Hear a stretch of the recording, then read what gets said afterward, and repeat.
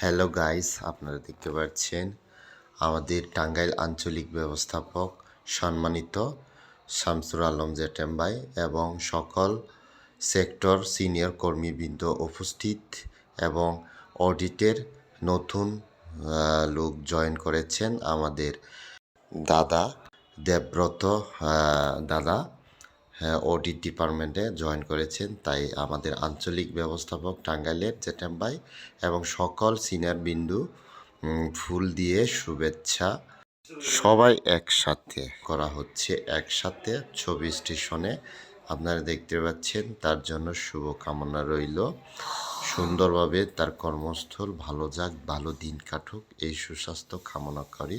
তার জন্য শুভকামনা রইল আমাদের আঞ্চলিক কার্যালয়ের পক্ষ থেকে।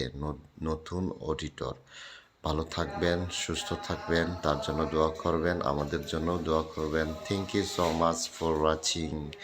By bye, thank you.